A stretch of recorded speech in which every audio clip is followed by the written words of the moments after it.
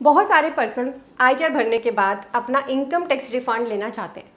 ITR तो खुद ही file करनी होती है और आईटीआर के अंदर अपनी इनकम दिखाकर आप रिफंड भी क्लेम कर सकते हैं। पर बहुत सारे पर्सन इससे अवेयर ही नहीं है कि आईटीआर फाइलिंग के बाद अगर आपने खुद रिफंड क्लेम कर लिया इसका मतलब ये नहीं है कि आपको श्योरली रिफंड मिलेगा। बहुत सारे पर्सन कुछ बातों का ध्यान ही नहीं रखते हैं, इसीलिए उनका रिफंड आता ही नहीं है। तो किन बातों का ध्यान रखना है आपको इस वीडियो में बता रही हूँ। मेक श्योर करें इसे शेयर और फॉलो जरूर करें। incometax.gov.in पर आए, अपना अकाउंट लॉगिन कर लें। यहाँ आपने आईटीआर तो भर ली है तो ई फाइल के अंदर इनकम टैक्स रिटर्न में व्यू फील्ड रिटर्न पर क्लिक करें। यहाँ क्लिक करने के बाद आपको सबसे पहले चेक करना है आपने अपनी आईटीआर को फाइल कब किया था, क्या उसके बाद आपने अपनी आईटीआर को ई वेरीफाई कर दिया था या नहीं। आईटीआर का भरने के बाद ई वेरीफाई होना या फिर उसको इनकम टैक्स डिपार्टमेंट को सेंड करना जरूरी है विद इन 30 डेज। अगर आपने ये काम ही नहीं किया है तो श्योरली आपका इनकम टैक्स रिफंड नहीं आएगा, क्योंकि आपकी आईटीआर ही इनवैलिड मानी जाएगी 30 दिन के बाद। देन अगर आपकी आईटीआर सक्सेसफुली ई वेरीफाई हो चुकी है तो आपको देखना है कि आपकी आईटीआर क्या प्रोसेस हो चुकी है। प्रोसेस अगर हो गई होगी आईटीआर तो आपको यही वाला एक लिंक यहाँ पर दिखाई देगा, डाउनलोड इंटीमेशन ऑर्डर।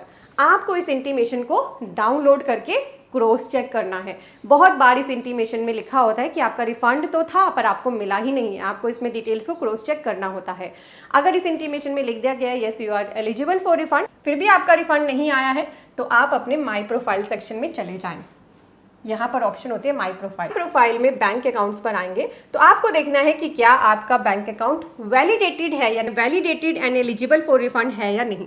अगर ये ग्रीन टिक है तो फिर आपका रिफंड इसी बैंक अकाउंट में आएगा जिसको आपने नॉमिनेट किया है रिफंड के लिए। अगर वैलिडेट नहीं है तो आप चेक करिए क्या प्रॉब्लम हुई है। बहुत बार आपका बैंक में नाम अलग होता है, आईटीआर में नाम अलग होता है, या फिर आपका पैन बैंक में लिंक नहीं होता है, या मोबाइल नंबर और ईमेल आईडी एक्टिव नहीं होता है जिसकी वजह से आपके बैंक अकाउंट वैलिडेट नहीं हो पाते हैं, या फिर आजकल बैंक्स के मर्जर की वजह से आईएफएससी कोड बदल जाते हैं जिसकी वजह से आपको यहाँ पे वैलिडेशन में दिक्कत आती है। आपको फ्रेश आईएफएससी कोड लेना है। यहाँ ऐड बैंक अकाउंट के ऑप्शन है, इस पर क्लिक करके अपना बैंक अकाउंट वैलिडेट कर लेना है। ये स्टेप भी कंप्लीट हो गया है तो आप यहाँ पर सर्विसेज में आइए। यहाँ पे सर्विसेज में पहली ही ऑप्शन है नो योर रिफंड स्टेटस, इस पर क्लिक कर लीजिए। असेसमेंट ईयर सिलेक्ट कर लीजिए, जिस भी ईयर का आपको रिफंड स्टेटस चेक करना है। यहाँ पे आपको कुछ मैसेज भी आ रहे हैं, पढ़ लेना। सबमिट पे क्लिक करें, आपको पता चल जाएगा किस डेट को आपका रिफंड आया है। इवन रिफंड अगर आपका आ चुका होता है तो ये भी आपको यूटीआर नंबर भी इसके अंदर दिया होता है।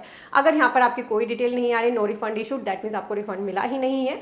या फिर अगर आपका बैंक अकाउंट में कोई एरर थी तो वो भी सारा स्टेटस यहाँ पे आपको दिखता है। तो ये स्टेप्स जरूर करें अगर आप रिफंड के लिए वेट कर रहे हैं। आईटीआर से रिलेटेड डिटेल वीडियो सीए गुरुजी चैनल पर लगातार आ रही है। मेक श्योर करें यूट्यूब पर जाएं, सीए गुरुजी सर्च करें और वहां पर सब्सक्राइब टैब है उस पर क्लिक कर ले ताकि आप कोई भी इंपॉर्टेंट वीडियो मिस ना करें।